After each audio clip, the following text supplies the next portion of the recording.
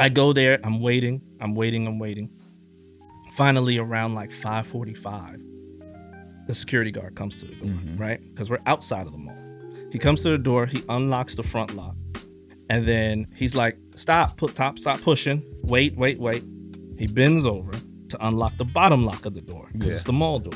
As soon as the door clicks, the door bum rushes open and everybody starts running. Me, I'm like, I want to say like 14.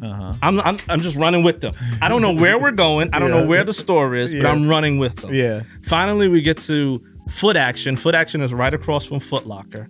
And then we wait there because that's where the real line begins. Yeah. And so once they start lifting up the gate, everybody starts ducking under, right? Just to go straight to it. So now I go to the front register and I get there and the lady says, what size? Haas, I don't know my size. What's good, everyone? Welcome back to My First Kicks. This is episode 247, and this week I bring to you a legend in this game. Oh, no, don't start with that. I'm not a legend. You're a legend in this game.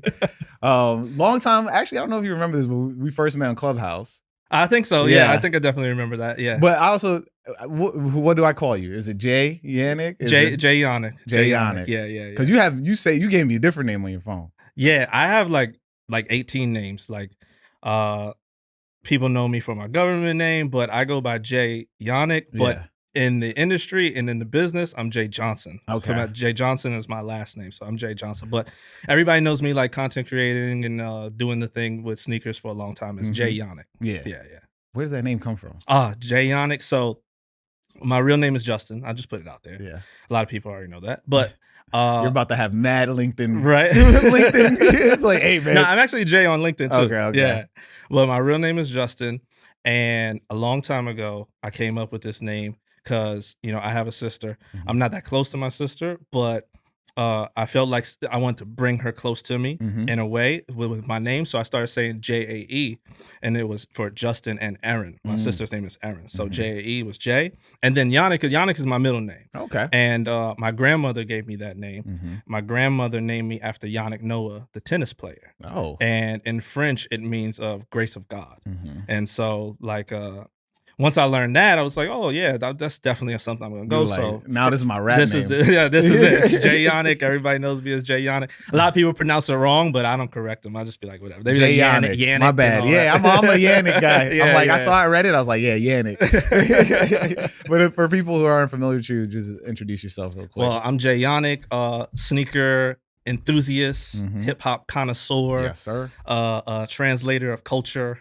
And I like that. Yeah, I like that. That's a good one. I always call myself a culture cultivist. Culture cultivist. That's a good one too. Yeah, because the way I'm cultivating all these stories together. Yeah, I feel like and I gotta give you your flowers for what you're doing because not only are you doing that, you're bringing out like the right people. That's the part that I'm just like head over heels for. Every time I watch the podcast, I see somebody and I'm just like, yo, I don't know how he even knows that person, but that's the right person to be talking to, and I feel like you're getting the people that's not about the following and the likes, and you're getting about the people that are actually doing the job, doing the work, and learned and got through and actually cut through all the fat and the noise and they're making stuff happen behind the scenes. And that's the great thing. I appreciate that. Thank you so much. Yeah. I'm terrible at taking compliments. I've been saying this for like a year now, because to me it's just, I don't know. I feel like there's so much that everybody feels like they know, but then I feel like my job is to be like, yo, there's more to this. Yeah. I feel like back in my day, like I didn't have nobody telling me. Back in my day. Yeah. Here I go with the oldness. Let me sit you down, Neff. But I had nobody to tell me these type of things. Yeah. Nobody was there to tell me, oh, this is how you get it. This is how you do it. This is how you actually get into the industry, do a job, make money, provide for your family with the things that you like and love. Yeah. They used to tell you, go to college, make sure you get a degree.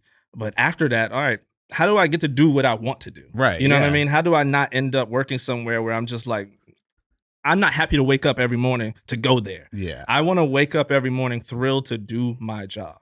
And that's what I could say I finally got to do. So. Listen, man, I mean, that's the thing. I definitely think we need to definitely expand on that more because I don't know if me and you are around the same age, maybe. Maybe. I don't know if we're going to put it out there. But, I mean, but like, I remember growing up and yes, everybody's like, you got to go to college. You got to go to college. You got to figure out.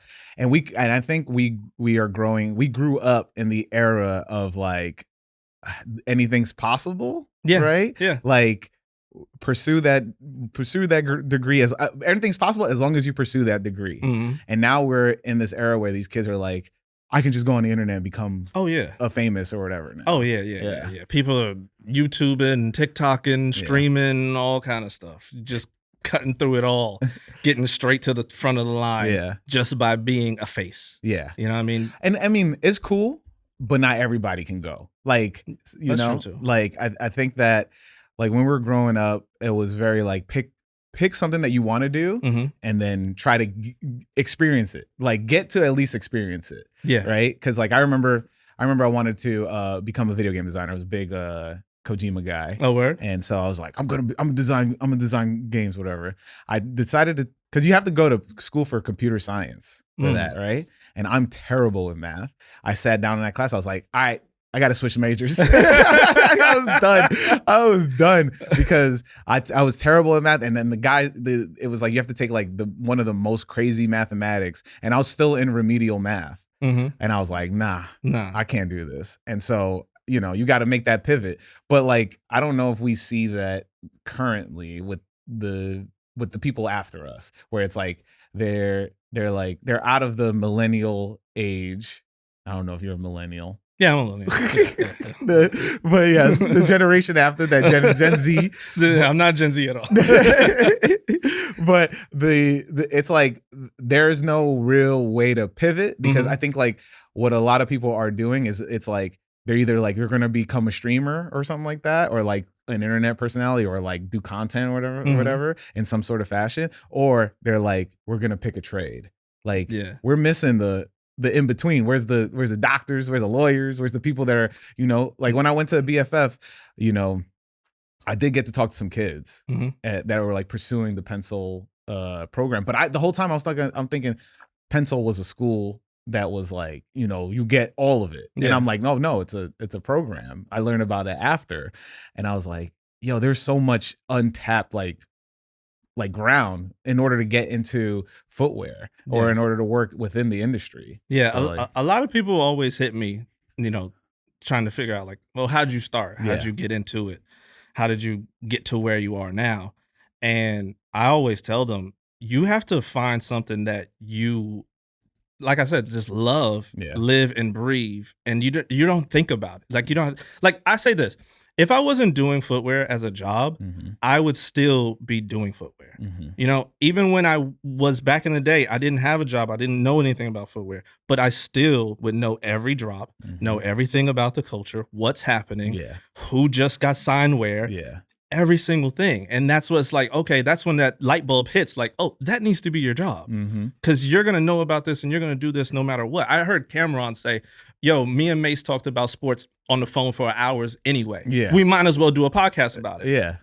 That makes sense. That makes sense to me. Yeah, it's better than people being like, yo, this whole conversation we just had that I just met you like 3 hours ago, there should have been a podcast. I was like, nah, bro. That's not it. That's not it. That's not it, man. That's not it, yo. Like, if I could talk to somebody continuously about sneakers, man, that's the podcast. But you're here to answer the question that I ask everybody each week, and that question is, what's your first kicks? What's that first pair of sneakers you absolutely needed to have? The first pair of sneakers I absolutely need to have, and I brought them with me. Okay. Let me get that. All right, so. This bag is fire. Well, thank you. Oh, we got the face box. We got a face box. Jordan face box. So you probably know the year. Year was 2000 or 2001, right? Yeah. All right. So this is when you're in computer class because you might not have a computer at home. Right. And you're just on any type of forum that you can get on. I don't know, maybe like 23 is Back was around then. Damn, yeah. Nike Talk. Yeah. Nike Talk was a big thing. Yeah. And I'm looking on there and I'm seeing a shoe and I'm just like in awe of this shoe. And I'm like, oh, I need this shoe. And it's coming out around Christmas time. And so I'm like, Mom, I need a shoe for Christmas. I want a sneaker for Christmas. She's like, all right, well, where do we go get the sneaker?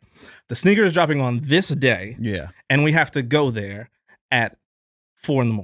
Okay. And she's like, 4 a.m. for a sneaker? I don't get it. Why? Yeah. And I'm like, because the store opens at 6, but my friends at school and everybody online is saying get there at 4 a.m. So I get there at 4 a.m. We're driving around the mall. This is Charlotte, North Carolina, by the way. Okay, I was gonna say, where is this? Yeah. This is Charlotte, North Carolina. We're driving around the mall, Eastland Mall. For all my Charlotte people, they know Eastland Mall. R.I.P. Eastland Mall. Yeah. And we're driving around and we don't see anybody because the mall's really huge. It's really big. Yeah. And once we're driving around, we finally get to the backside and all of a sudden I see it. A sea of people at 4 a.m. Yeah. And my mom's like, all right, you're going to get out this car and you're going to go wait with them because I ain't going over there. So I get out the What's car. the weather like? Oh, it's cold. It's cold. But it's not like New York cold. Yeah. It's like hoodies and sweatpants and, like light jackets. Yeah, it's like fall, but it's December. Yeah. So I go there. I'm waiting. Finally, around like 5:45, the security guard comes to the door, right? Because we're outside of the mall. He comes to the door. He unlocks the front lock. And then he's like, stop pushing. Wait. He bends over to unlock the bottom lock of the door because it's the mall door. As soon as the door clicks, the door bum rushes open and everybody starts running. Me, I'm like, I want to say like 14. I'm just running with them. I don't know where we're going. I don't know where the store is, but I'm running with them. Yeah. Finally, we get to Foot Action. Foot Action is right across from Footlocker. And then we wait there because that's where the real line begins. Yeah. And so once they start lifting up the gate, everybody starts ducking under, right? Just to go straight to it. So now I go to the front register and I get there and the lady says, what size? Haas, I don't know my size. Haas, this is a size 12. I saw that. I was like, I'm a 10. You're a 10? I'm a 10. Oh my God. But I got them things though. Yo. This is the Space Jam, right? And a lot of people are going to see this and they're going to be like, wait, that looks like the bread. Oh, yeah, it does. It's the Space Jam. Wow.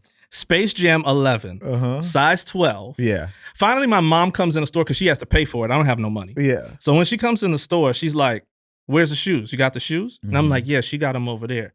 She's like, all right, try them on. I put on the shoe. She's like, I'm like, it's a little big, but not too much. She's like, it's okay. You'll grow into them. Go to the register, check out. I'm killing it at school on Monday. Yeah. I don't even wait till Christmas. I'm killing it. Around. Yeah, flopping around, doing my thing. I think I started double socking and everything. You gotta be triple socking. Yeah, and this shoe right here. And I never let it go. I've sold a lot of my old collection over the years, but this one has always stayed with me. And now it currently lives under my bathroom sink because I have a lot of shoes in other places. But but this one I'll never ever let go. Now, why it looks like a bread? Yeah, why? Okay. Because the very next year, the bread 11s were coming out. Yeah. So I have no money. But I knew a dude, I can't remember his name, but he painted shoes. And he was like, yo, you give me your Space Jams, I'll paint them into the breads. Okay. And I was like, all right, bet. I kid you not. I used to have these looking like breads because I had no bread to get the breads.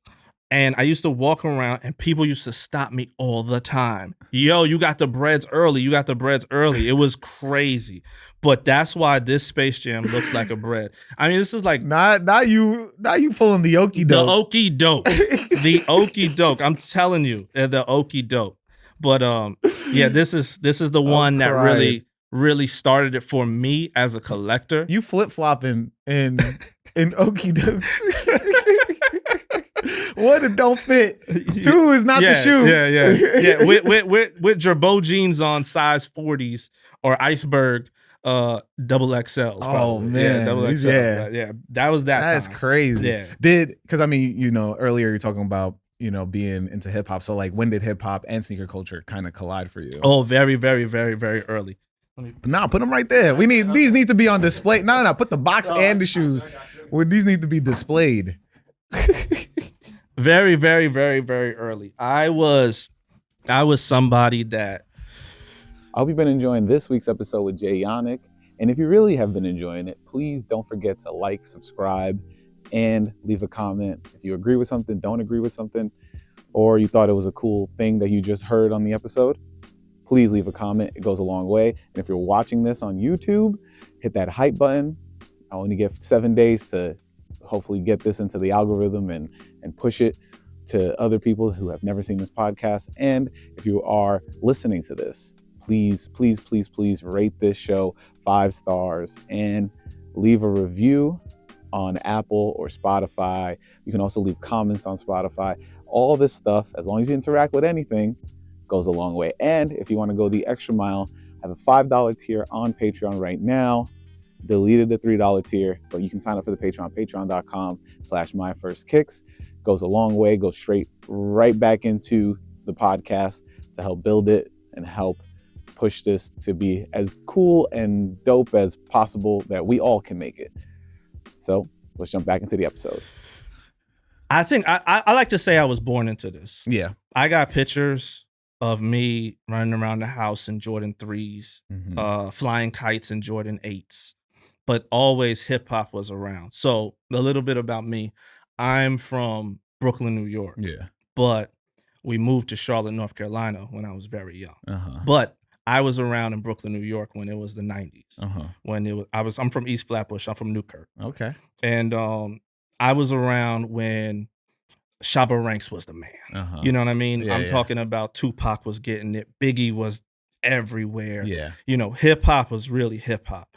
And my mom used to put me in some of the craziest gear ever. I'm talking about, I have a picture of me in a Fila with overalls, but one overall hanging off. Okay. And I used to be like, Ma, she was my first stylist. You know what I mean? Like, how did you know to do that? Yeah. Like, it amazed me when I look back at all these pictures. I got pictures of me with the Tasmanian devil with Bugs Bunny. With the Bugs Bunny. Yeah, that's my favorite. That's one of my favorite shirts, yo. Crazy. If I ever, because that's one of those shirts I've been looking for. There's 2 shirts I've been looking for like the past 10, 15 years, right?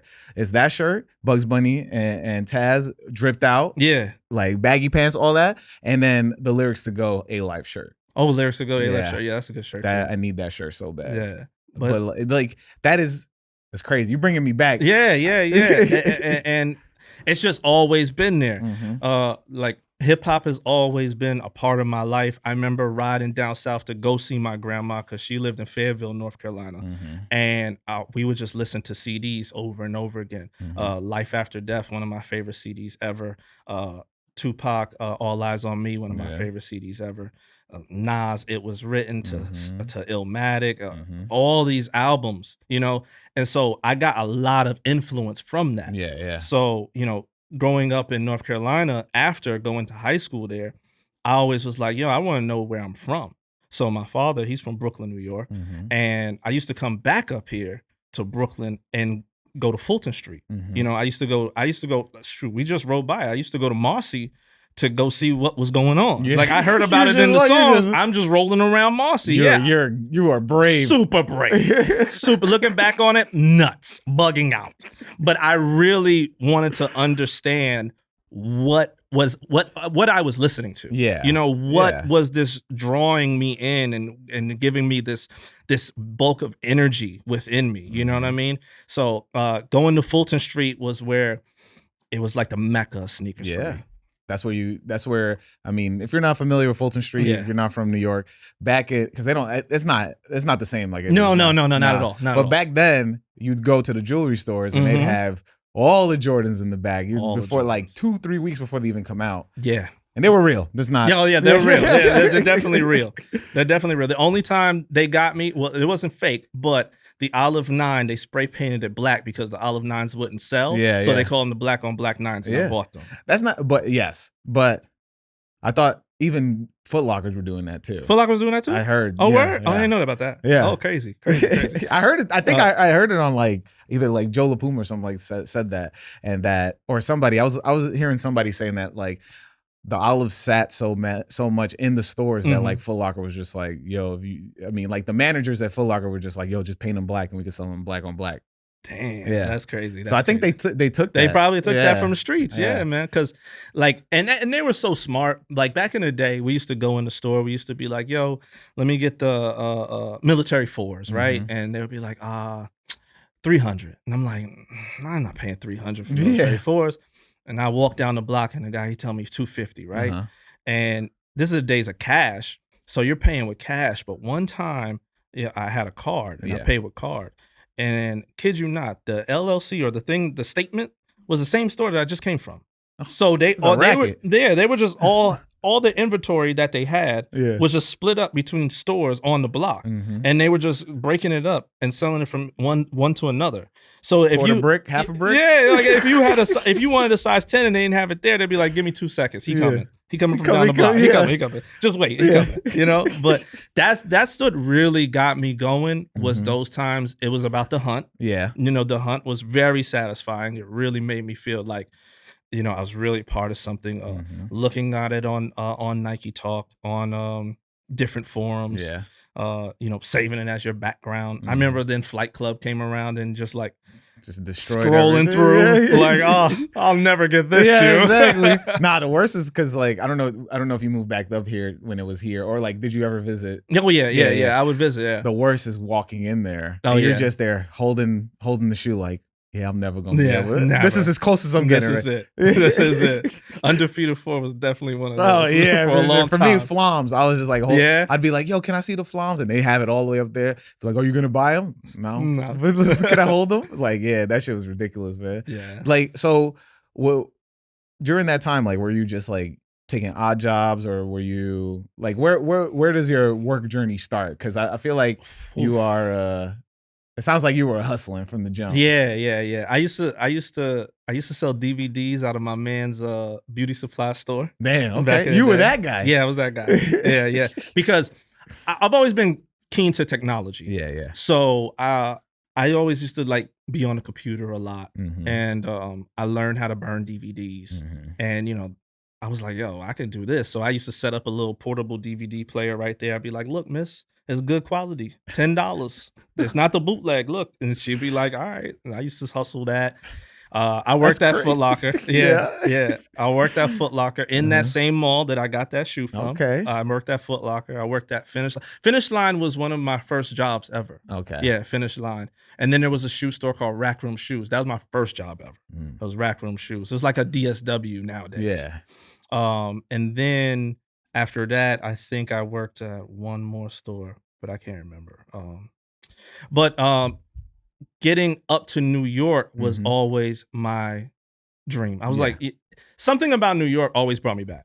It was always like, yo, I'm going to New York. So I started going to New York summertime and probably Christmas. And my godmother, she stayed in the same apartment that I was raised in. Okay. So I was still in the hood, off Newkirk, chilling. And my pops knew a guy who, as his cousin, that was at Atlantic Records. Now, this is where it really begins. Okay. So Atlantic Records, I did an internship. And when I did an internship, I think the year is 2008. I did an internship at Atlantic Records. And this is where I was actually handling Mano. Okay. T.I., Big Country King, and a couple other artists. But those were the main artists that I was handling. As an intern? As an intern. Shout out to June Cardona.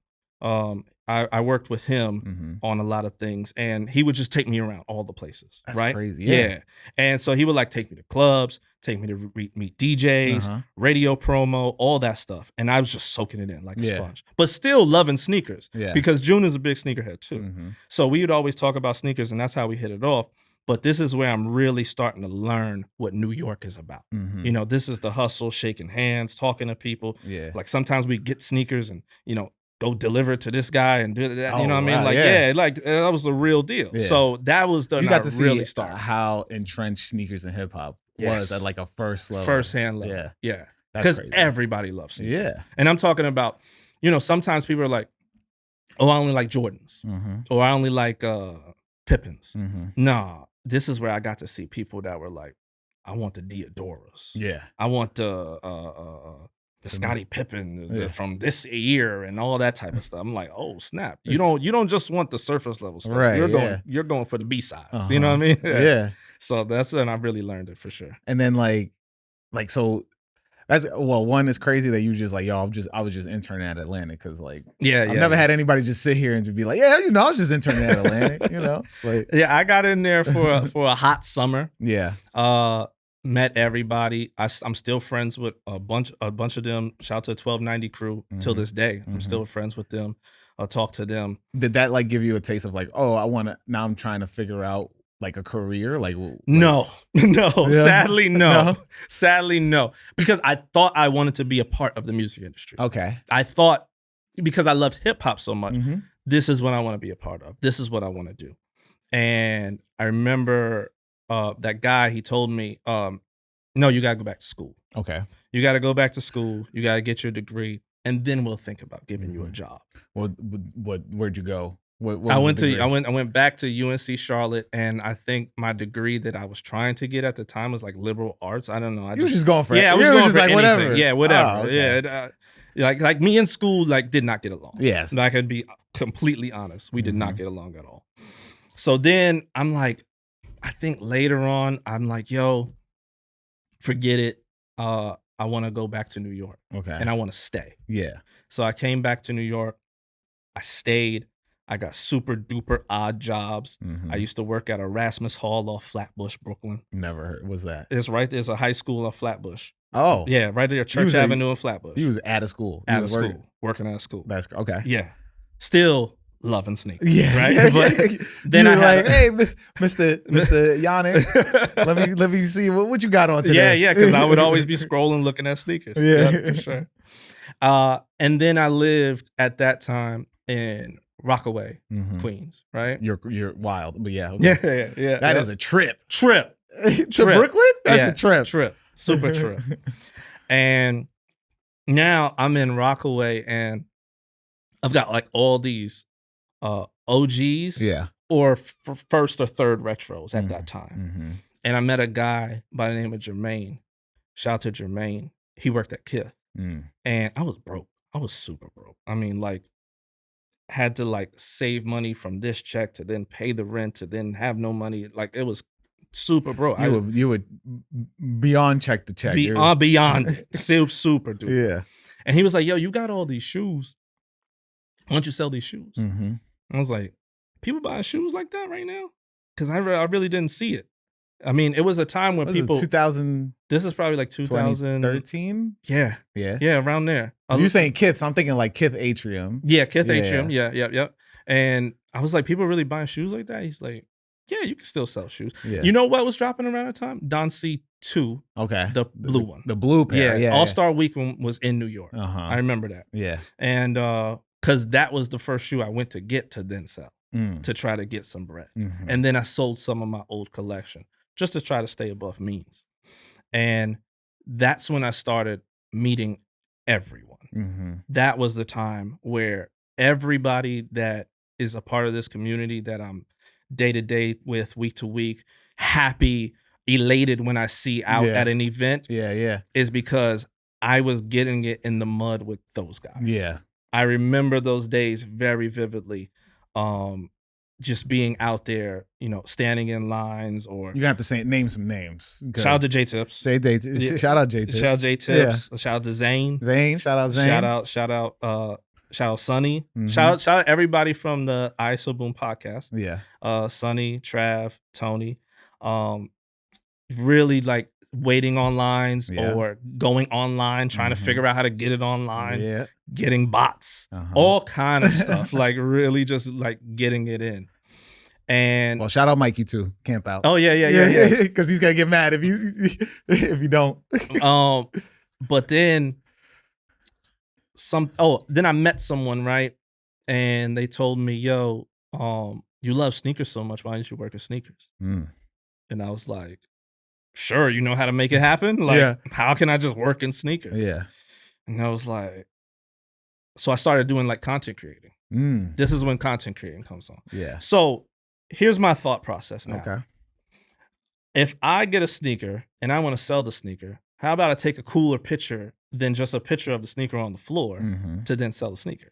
So I used to take pictures, put it on my Instagram. That was super dope. Tag these sneaker blogs that were out there. They would repost me, and I'd be like, yeah, I actually have 3 or 4 pairs. Interesting. I've never heard this method. I'll sell you 1 or 2. Yeah. And then that's how I was able to flip. And that was when Yeezys was going on. And so now I'm doing content creating to then sell the sneakers. Yeah. And shout out to Wi-Fi OG, DJ Wi-Fi OG. He introduced me to a lady named Elizabeth Rivas at Footlocker. And she was like, yo, we like your pictures and what you're doing. We'd love for you to come help out here and do something. Yeah. And I'm like, oh my God, the time is now. So you were like, oh yeah, I was like, oh my goodness. So I helped out for a little bit, but I didn't have a job. Right. It's like freelance? Yeah, straight up freelance. Yeah. But I didn't have a job. So I was like, yo, how can I really get in here? And they didn't really have things to like really do. Especially because I had no like background in pretty much anything. Yeah. But I knew technology. I've always been good at computers. I knew about, the people and the culture and everything that was going on in New York City. So they made me a digital specialist. So being a digital specialist, I worked on like IT projects. I worked on like marketing projects, like really just taking it in a sponge. This is my college. Yeah. This is me really taking it in and like sitting there learning everything I can. And shout out to May. Shout out to May. May was on your show. Shout out to May. I met May and I was like, yo, teach me everything. And she's gonna love this when she says this. Because she used to take me in the huddle rooms and literally go through everything with me. That's amazing because you don't get that. Nobody's ever gonna be like, yeah. Never. Immediately, your first thought is like, somebody's gonna steal my job. Yeah, yeah. I was like, yo. She's like, well, what do you want to do? I'm like, I want to do marketing. Well, what part of marketing? I'm like, there's a part. Like, what do you mean? What part? But just like, okay, this guy does this. This guy does that. This funnels through this. This is buying. This is selling. This is a social media department. This is, learning the whole thing. And I'm like, okay, this is dope. And I'm like, yo. So I started to get really good at it. Yeah. Like coming up with ideas because I've always been creative.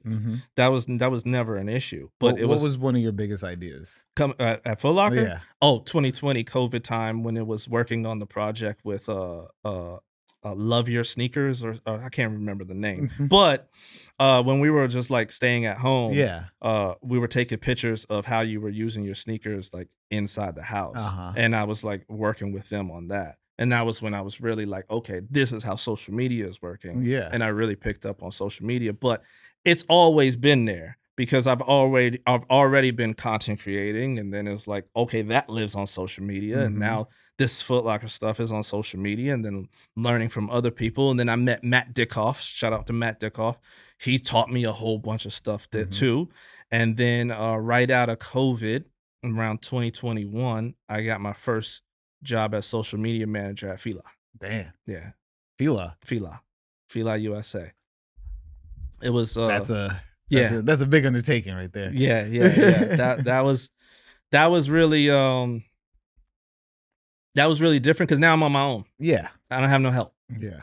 So now I'm trying to figure it out on my own with people that I've never met. And this is the first time I learned that when you walk in a building, they're gonna be like, show me what you got. Right. Yeah. We're not gonna hold your hand. What you got? Yeah. Now I'm using all this creativity. I'm like, yo, you should do it like this. We should do it like that. Yeah. And they're like, well, that doesn't fit what we're trying to do right now. Yeah. I mean, that's tough because like Fila, especially during that time, I would say the biggest thing would, Fila Disruptor? Disruptor, yeah. Yeah. The Fila Disruptor. And then wasn't there a retro of the Grant Hills too? Yeah, Grant Hill. And then we brought back we made the Grant Hill Sprite. I worked on the Grant Hill Sprite project that we did a whole court in Detroit with Grant Hill too. That's sick. And it's interesting, especially just like I can't really paint whatever their demographic is. Yeah, that was really hard to really pinpoint on what it was, because they used to tell me, like, I used to walk in meetings and they used to tell me, well, we're trying to get away from the heritage. We're trying to revamp make a new thing and like keep on going with the new. And then this is when I'm starting to learn the word Gen Z, and, like, oh, we're trying to make it go away from that. And I'm like, but this is what the people want to see. So how do you really balance out what the people want to see with teaching and then going with that newer demographic with the disruptor? Because we all know who the target audience was for the disruptor. Yeah. So how do you balance out the 65 plus black ladies. So it was very, very difficult. A lot of my ideas did not get off the ground. How does that feel when you're like pitching ideas over and over again? Oh man, you start to feel like they're not believing in you. Yeah. You start to feel like they don't see the vision, or they're against you. They're against your ideas. You start to feel like that, but you have to like understand. Well, and this is what I had to understand later on is maybe you're just not telling it right. Maybe you're not selling it right. Yeah. And this is where everybody out there that's listening, it comes into a creative brief, like really creating a deck that's really going to get across to the people. Yeah. I used to create decks back in the day because I've looked at them before, and it was just filled with ideas, but they weren't filled with the journey. Right. The journey from the end-to-end strategy on how we're going to get this idea off from top of funnel to bottom of funnel. Because at the end of the day, it's about making money. Yeah. You know what I'm saying?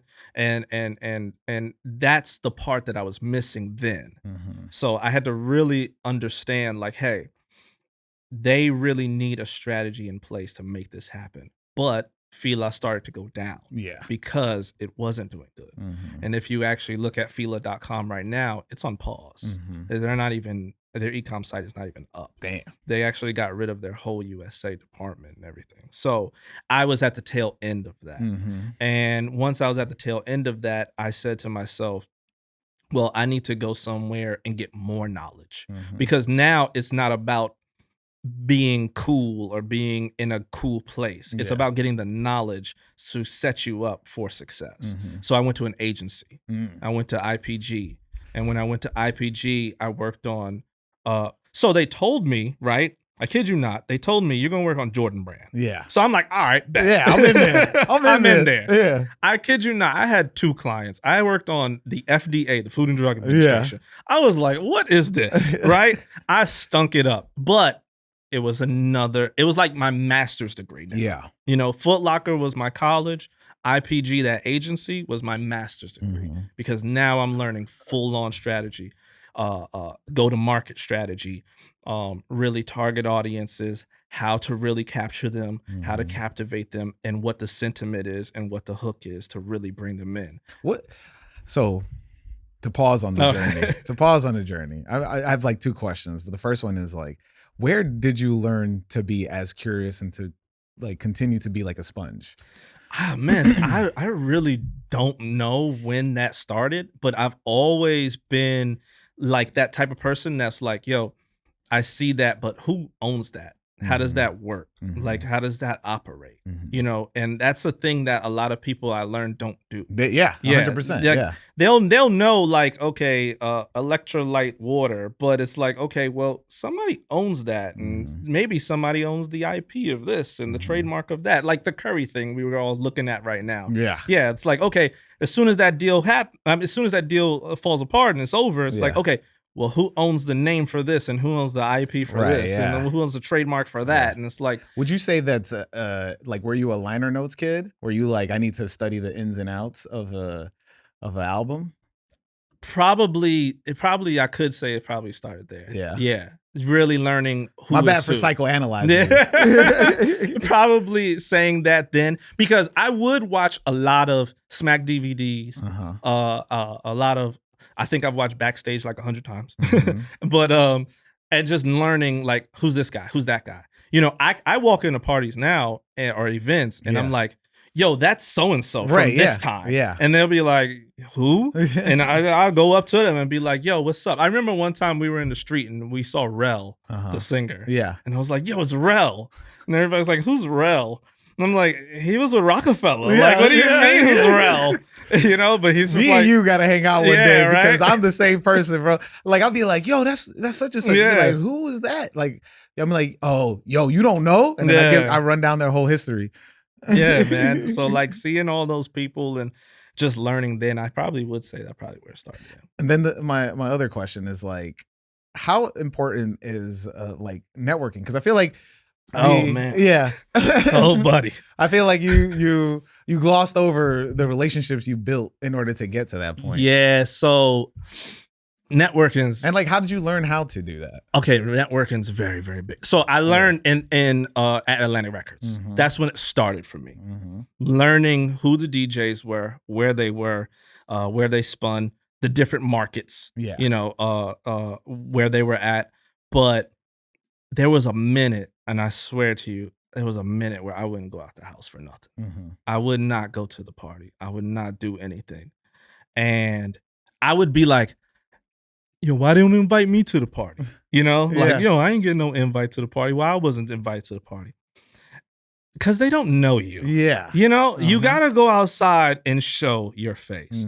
So I was the introvert that was on Instagram. Like, oh, they know me. Look, I'm on Instagram. No, but it's out of face, out of mind. If you're not there and they don't see your face and know your personality and how, you know, you're a cool dude. Right. And like, that's the when it really is like, okay, I'm thinking about this guy now. Yo, I want him to come back over here. I want to see his face. See, like, that's the huge thing people do not talk about. It's the idea of like, if you are like, you're able to fit the vibe that is there, then somebody will be like, damn, I should have invited such and such. So then the next time they're like, yo, pull up. And then it's on you. Yeah. But you can't be the person that pulls up when somebody posts something and be like, what about me? Yeah. I hate that shit. That shit happens to me now so much. I'm just like, I gotta chill. Yeah. And networking is like one of the biggest things for me. It's one of my key strengths, honestly. Like when I'm even talking to anybody about a job, I always tell them, look, you're not only hiring somebody to do a job, you're hiring somebody that's going to come with a plethora of people in their Rolodex. Like, I mean, like big time people. So let's do this or not. You know what I mean? Like, you know, that networking is like really, really big. God damn, slam down the table, put everything on the table. God damn, he was like, Eric, come up with a big, like the Rolodex like this. All right, so then, you know, we talked about IPG.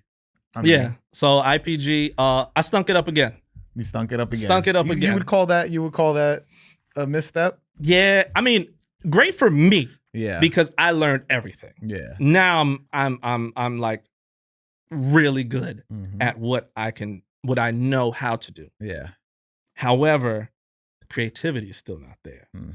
And I left there and I met a guy named Just. Shout out to Just. And he introduced me to Emory Jones. And once I met him, I told him 3 things that I live by. I call them the 3 C's: creativity, community, and hold up, shit, I done forgot. Contradiction. Creativity, community, and damn, why am I bugging out on it? Communication? Is it communication? Oh, okay, cut that part out. But look, I'm not cutting that part out. We're leaving that in. I'm bugging out on it. But look, creativity, community, probably communication.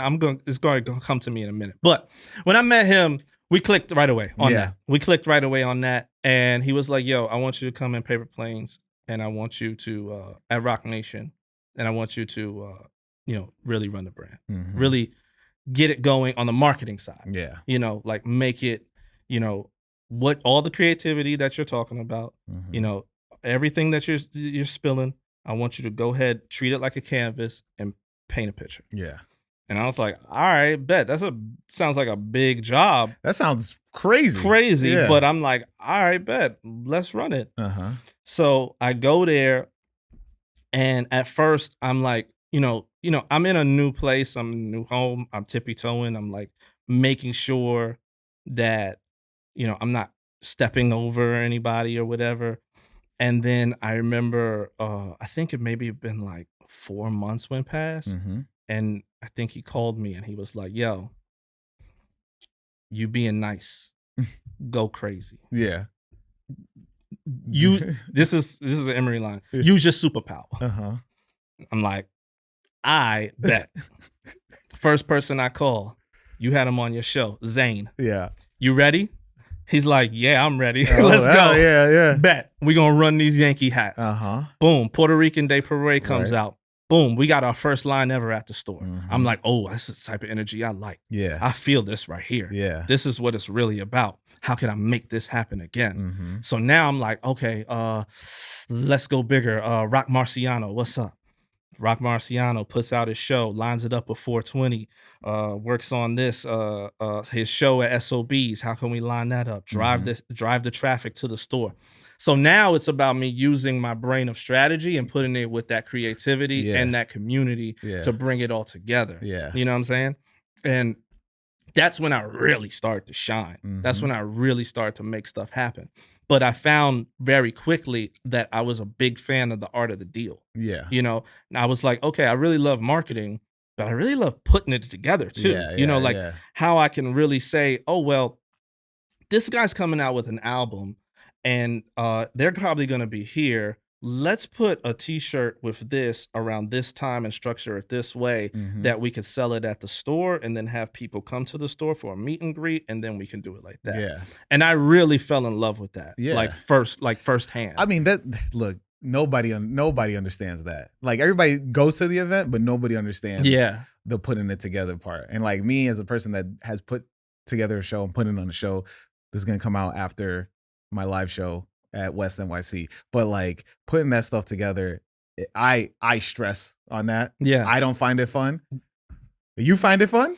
The thought process, like, ooh, what if I could do this? This would be amazing. Like that. Cause when you said like, yo, you had Rock Marcy pull up, right? To me, I'm like, damn, now you got to deal with Rock Marcy, his people. Cause he comes with, I feel like he's the people that come with the goons. Nah, he comes chill. He comes chill. It just be chill. Him and Salim. Shout out to Salim. Yeah. Or like, you ever have to deal with goons? Oh man, I got a good one. Dave East and Loaded Lux. Oh, that's Goon City, bro. And I was just Dave East never rolled with. He rolled with like 6 minimum. I was just with Dave like 3 weeks ago. He came to the office and he was by him. No, he was with one guy and like 2 other people, but it was so light, and I was like, yo, you rolling real light today. Thank you so much. Yeah. But that day they were like, yo, we want to shoot a video at the store. Yeah. And I'm like, bet, pull up. Yeah. Yo, it was a whole, we had Lafayette Street looking like Harlem. I swear to God. The Maybach was parked on the sidewalk. There's a bike lane. Yeah, he got over the bike lane on the sidewalk, over the cones, and just chilling there and but it was all love. Yeah. It was all love. But that was a lot of goons that day. For sure. It's crazy. I mean, I don't like when you're putting something together, especially in that legendary Soho area. Yeah, like it's got to be a tough task because I feel like, I mean, it's not as packed as like Soho used to be. Like, but it does get packed. Oh, it gets packed in the summertime. It gets packed for sure. And I went there for the J Tips thing. Yes, that's where we linked up at. Yes. But like I remember watching Zane's drop for the Mets and Yankee. Oh yeah, the double play. Yeah. That was the second time around. Yeah, because we had to do it again. I was like, yo, Zane, we gotta do it again, but we gotta do it proper. We gotta do it right, and we gotta really. My main thing with him on that one, how do we get it in the stadium? Y'all did. We did it. Yeah, y'all did. Did you do Citi Field too, or was it only Yankee No, Stadium? it was only Yankee Stadium. Yeah, only Yankee Citi Field. They wanted it though. Yeah, they Citi did. Field They wanted it. They wanted it. Yeah. I remember they were talking about they wanted it for sure.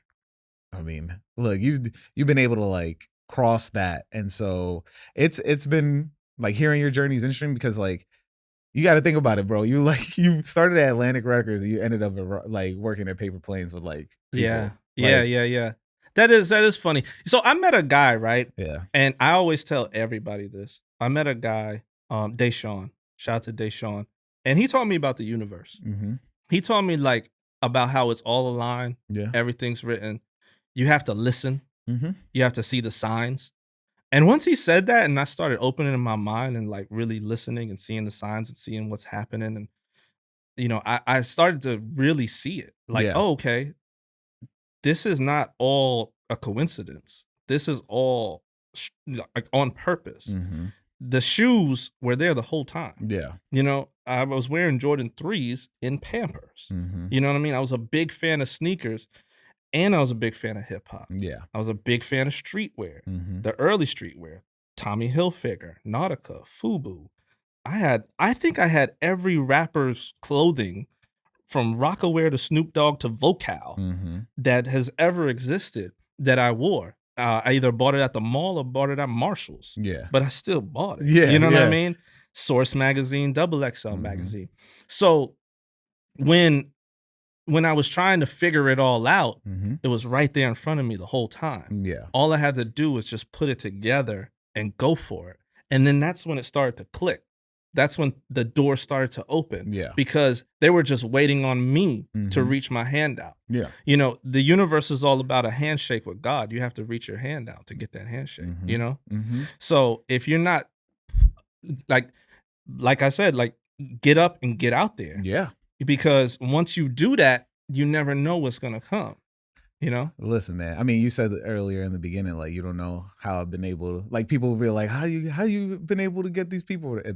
That's mainly it. Yeah. Like when the intention, I think it's like one thing people don't realize is until you get in front of them, like they won't know your intention. Like you can easily smell somebody's just trying to get something from you. Oh, big time. You know, especially now. Oh, especially now. Oh, people God. you've spoken to. Oh, my God. It's a lot out there. Yeah. It's a lot out there, and they've come to the store, and I weave them on out. Yeah. All right, he ain't about nothing. All right, this might be something. Yeah. Let me see. And then sometimes I put them to the test. Yeah, yeah. I'll tell them, yo, you want this? Like, put a deck together. Mm-hmm. Let me see what you're about. Mm-hmm. You'll see. Do you think they won't come back? I mean, that's what I was gonna say. Yeah. Like, do you think like is that because I feel like putting a deck together is not hard, but I've put a deck together. Yeah. So, but like, is that like a way to kind of just be like, are you about it? Yeah. Like, are you really about what you're talking about? Yeah. You know, Are you able to explain yourself? Yeah. Are you seeing the real vision? Mm-hmm. Because it's all about from the beginning to the end, top of funnel to bottom of funnel. Are you really seeing how you can really sell? Because a lot of people will sit there and be like, yo, I could do this, I could do that. Yeah. But yo, you don't even know how to really sell this product. Yeah. We have to sell this. Yeah. I did a hat with Loso Wave. Yeah, shout out right? Loso Shout out to Wave. Loso. If you're not familiar, he did the Timbs with the flames on it. Yes. And I did the crown, right? Yeah. With Loso, and I sold that hat for like $250. Mm-hmm. People thought I was crazy in that office. They were like, "Hats $250." I think you're crazy right now. Yeah. Yeah, I promise you, we sold every single one. Yeah, every single one. I mean, look, I wasn't too happy about the Zane price for the Mets. Oh hat. yeah, I was like, yo. But that was official Yeah, tissue, though. That was the good one. I know. That was the good one. I almost wore it today, but like, yeah, I was like, yo, that's crazy. I was like, all right, lucky I want to support. So yeah. And this hat is fire, so whatever. Yeah, that's actually one of my favorite projects I ever worked on. But my home run, I got to talk about my home run because we're still celebrating because they're going to win a Grammy in February, working with the Clips. Yo. It was an amazing thing. Shout out to everybody at Rock Nation that worked on the Clips project and just gave me that alley-oop to slam dunk to be a part of that. I remember I got a call from my guy, James, and he was like, yo, the Clips are coming in on Monday. And I was like, what? The Clips are coming on Monday? He's like, yeah, there's a big meeting. I don't know. And I'm like, okay, let me find out. Yeah. So I call somebody else and they're like, yeah, you want to be a part of the meeting? I'm like, hell yeah. So I put together this super idea about how we can give back to Virginia and all this type of stuff. And, because I'm a big fan. Here we go again. Hip hop and streetwear. And, like, let's do it. I'm putting together, I'm selling it and everything. Monday comes, I go in the meeting. Sure enough, Pusha T and Malice come in the room. And I'm just like, oh, shit. What does that feel like? Oh, man. Pressure? Oh, it was pressure. Yeah. It felt like pressure, but it felt like at home too. Yeah. I remember Malice was super cool. Mm-hmm. He was like, he went around to everybody and said, hi, I'm Malice, And once it got to my slide, I said my spill. I had it all written down, talked them through it. And then I said, we want to treat this like a homecoming for Virginia. Because I saw that they had a whole bunch of brands that they were doing collaborations with for the album. But I said, nobody's doing anything for the tour. So that's where we're going to fit. And once I said, we're going to treat this like a homecoming for Virginia, Pusha T turned around and looked at me and I said, got him. Yeah. We got a green light. That's crazy. And I waited like 2 weeks and I finally got the thumbs up. And I said, stop everything. Nobody's touching this project. Only me and a couple people. Because I didn't want anything to get messed up. I wanted to treat this like, this is, I don't want to mess this up. All hands on deck. Yes. Yeah. So I work with all your hand on deck. I work with my boy, shout out to Hickley and shout out to Tristan. I worked with them on the graphic and we came up with a bunch of fire ideas. But they wanted to keep it nice, subtle. Yeah, basic, everything was very clean. Very clean. And then Hickley, shout out to Hickley, because Hickley was like, yo, we should treat it like the starter hat. And we put the Virginia on the back. Oh my God. I think we sold like 500 hats. Gotta be. And it was so fulfilling. I'll probably talk about this for the rest of my life. The drop was the same day as the New York show. Did the drop. Everybody came through, purchased. I said, you going to the concert tonight? You going to the concert tonight? Yeah. Went to the concert. I'm up on the balcony. I'm chilling. I'm looking down. Everybody's wearing the hat. You had to be. Everybody's wearing the hat. Yeah. I took so many videos. Yo. They're wearing it. And the concert was phenomenal. So shout out to them. That was my favorite project working there. Was that besides J-Tips? Of course. That J-Tips hat is fire. J-Tips hat is fire. Yeah. I wish I got one. I ain't got one. I ain't got one. Would you call that your swan song? Probably. Yeah. Because now what are you doing now? Now you gotta announce it. You announce it on IG. You can announce it here. All right. Now I'm with Authentic, working on Reebok and Champions. Crazy. Yeah. So the whole journey, and like I said, the universe. This has been a thing in my ear since January. I was in Paris, and I met the Reebok team at Soho House, right? And when I met them, I was like, oh, this is a Reebok team. Cool. And I was trying to do a shoe. Like, I'm like, yo, we cool if we can get a shoe. Planes Reebok. Yeah, Planes Reebok. I was like, this would be cool, right? But it wasn't about that. Yeah. Universe was telling me, this is where you're going next. Yeah. This is what you're going to do next. Buckle up. Get ready. And enjoy the ride. So I'm happy to be there. I'm happy to be doing what I'm doing. Damn, man. Well, I got my last question. My last question deals with a little visualization. Once you think back to young Jae, young Jae, young Yannick, or Yannick, my bad. Yeah. Young Yannick. And I want you to visualize your younger self opening the box of the wrong size Space Jams. Yeah. And now you're older you behind your younger self. What would you tell your younger self as he opens that box? It's the wrong size, fool. Make sure you put your foot on the scale so you can know that's not your size, and you're not gonna grow into them. Nah, I would basically say, like, enjoy them, really cherish them. It's basically everything that I'm probably already doing with them. Yeah, because I'll never let them go. Yeah, for sure. This is something that you wouldn't tell him. Don't paint him bread. Nah, that was a part of the story for me. That was a part of the story because it reminds me of that time. Yeah, because that time, like, people were going custom crazy. Yeah, for sure. Yeah, You was early on. Yeah. People were going custom real crazy. Early on. And mind you, I don't really even like customs. Figures, right?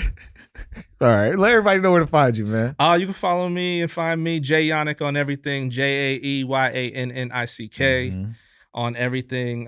Tap in. Another thing I always say to anybody is I always try to respond to every single DM. I remembered unless it's me 3 years ago where he didn't respond. That's a lot.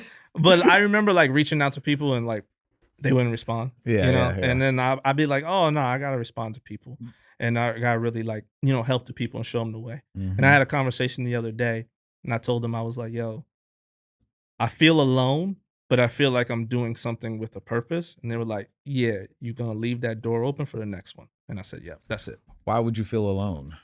I feel alone as in where I came from. My whole crew was there, but now I'm with a new crew, and it's like, okay, I gotta learn everybody all over again. I like get that. what you're saying. Yeah, I get what you're saying. I thought you meant like on some depressing no, shit. No. No, just alone as in like, okay, I gotta meet came everybody. Out and just end the episode like, I feel alone, bro. So please message me because I need friends. Like, nah, not like that. Man, yo, it's been a huge honor, man. You know where to find me, who is Haas, on all social medias. Follow the podcast at My First Kicks Pod. Cop some Reeboks. And then, because this is my only pair. You're gonna get some more soon. This was not a fishing attempt. Hit me up, hit us up. As we said, hit up the Patreon at patreon.com/myfirstkicks. This is coming out after the West NYC show, but the West NYC show will be coming out next week after this episode comes out. I think I'm allowed to say that they're dropping a Clark's collab, so make sure you cop that as well. Fire. And what we say each week, I'm gonna kick it on to myself, but I'm gonna say it here. I guess I'll say it. Where your kicks, kick it on. Go me. Pitch the Patreon stuff and all that stuff. Man, thank you for tapping into this week's episode with Jae Yannick. Yo, his journey has been extremely interesting. It spans from just like reselling, from content creation. Like, we really touched on how he was able to learn stuff from the music industry and then basically jump back into putting it all in together. But now he's really tapped in with Reebok and doing a lot of great things as a director for athletics and champion. Super dope. Like, it's funny because like before this episode, I was not trying to wear a pair of Reeboks on the episode and had something else lined up, but he posted on his page that he just signed with Reebok or just signed on with Reebok. And so I had to be like, all right, what's the pair of Reeboks I got? And it was what I'm wearing in this episode, the market pair. And it's really funny that I'm like, all right, cool. I have to make sure I got these Reeboks on because now he's repping Reeboks. And, it's very interesting and this is just thoughts from my brain right now, but like, it's interesting how I'm getting put in these positions where I'm having people on that are just like part of brands, like literally part of brands that we all grew up and built relationships with and have so much history with. And these people are getting in the rooms and it's like, a lot of this work is so dope to hear about, where we can hear these journeys where people have taken maybe unconventional routes to conventional routes, but there are people that look like us, that act like us, that have the same love for sneakers like us, that are helping to make sneakers really cool and fun. I think there's been a lot of discourse on the internet of how sneakers aren't fun anymore. And, that does serve a lot of like, I don't know, detrimental, not like interesting discourse, because a lot of the people that complain about, and this is just my little tangent, but a lot of people that complain about what's wrong with sneakers aren't really like actually understanding how we get from point A to the finished product. Because like, you can't say from A to B because there's many steps in between, right? And so this year I've been trying to kind of expand my own knowledge of what it takes to really understand how a sneaker gets from A to B, how a person gets into these rooms that we all have heard about. And also, it's just interesting to hear when somebody who just has a love for sneakers is able to find their way in it, because it's never simple. It's never a simple path of just like, let's do this, and now we're here, right? You know, in this episode, I talk about what I learned from BFF. It doesn't take away from, you know, what I learned from anybody that's that has been on this podcast, from, you know, people who just really love this and have like really strong opinions. Like a lot of this stuff I just want to hear, because one of the biggest things when it comes to hobbies and passions or just podcasting in general is a lot of people just want to talk about what they think is wrong, or talk about what people are doing wrong, or never really like what's the word I'm looking for? Never really want to like expand on why something gets to the point where it seems tone deaf, because we do miss the inching of like, okay, how do I get this story that I want to be told? Like, okay, now I have to figure out how I'm going to pitch it and how I'm going to, you know, use my expertise from, say, working in McDonald's. Like, how do I turn that into a skill that I can use to get into a room to pitch a shoe to Adidas or Nike? Like, so, you know, hearing Jay's journey and where he is now is very interesting. His time at Plains, I got to see some really cool stuff that like his activations, like with J Tips and Zane, and I didn't get to see the Rock Marcy, but I wish I went to that. I got to see the clip stuff. It was very cool. And he's very about just building within the community. And that's what this is about too. You know, I've been able to tap in with a lot of cool people, and you're going to see a lot of cool people as I keep growing this, because the one thing everybody has always told me is that it's something about how I am as a person that really connects with anybody that talks to me.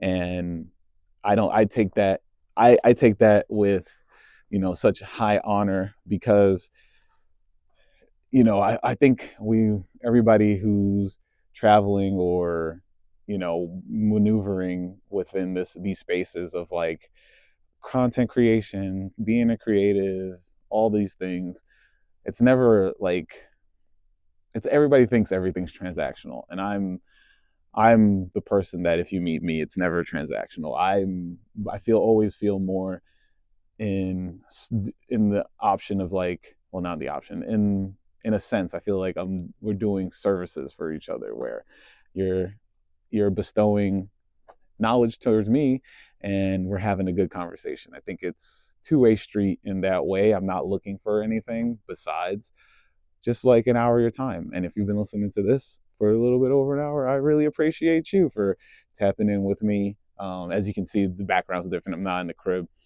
I'm actually recording this the day before this episode goes live. So I'm doing this at work, and I needed to do it right now. So if you see me look around, it's because people are looking at me recording this into a phone. But I just wanted to say thank you. As you've seen, been saying it a lot, but I don't take this very lightly. If you tap in each week, if you're tap in, you know, this is your first time checking me out, just know you're appreciated here. Your time is valuable, and I really appreciate you spending this hour with me and Jay. Hopefully you can spend a lot more, as people are posting their Spotify raps, and you can see a lot of podcasts are posting theirs. It's really cool to see that people are tapping in anywhere that they're able to, from YouTube, Spotify, and so Apple. And so, you know, just want to say thank y'all.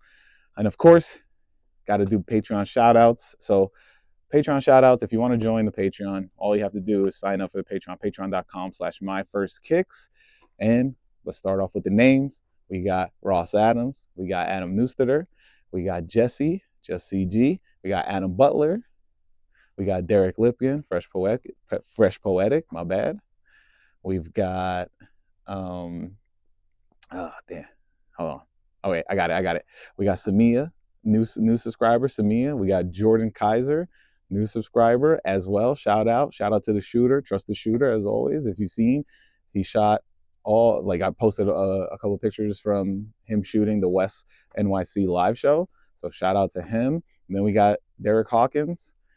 You know, so far we're at 9. I think if I get one more Patreon subscriber, I will add extra episode onto like that. Like, I will purposely make sure that this goes up, just on some, you know, appreciation for 10 patrons. I'll bring on a previous guest. We'll just talk sneakers. We'll talk journeys, not Journeys the store, but like just a little bit of the journey, and like what we've been seeing. Like, we'll make it really topical, and the only way you'll catch it is on the Patreon. So make sure you sign up for that. patreon.com/myfirstkicks. Really appreciate y'all. And if you want to check out more episodes of the podcast, check out these 2 episodes here. And of course, you know what we say each week: wear your kicks. Peace.